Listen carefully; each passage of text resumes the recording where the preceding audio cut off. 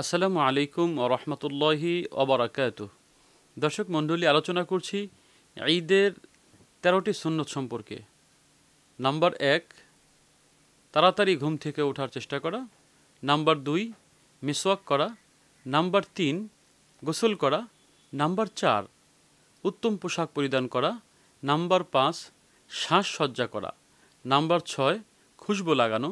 Number ৭, তাড়াতাড়ি ঈদুল আজহার নামাজ আদায় করা। নাম্বার ৮, তাড়াতাড়ি ঈদগাহে যাওয়া।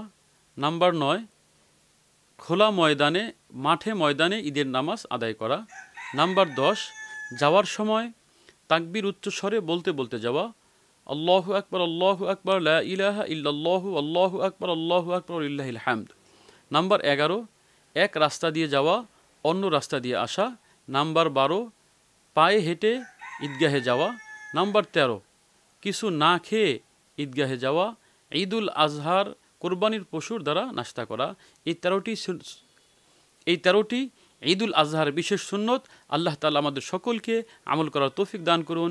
আসসালামু আলাইকুম ওয়া রাহমাতুল্লাহি ওয়া বারাকাতুহু।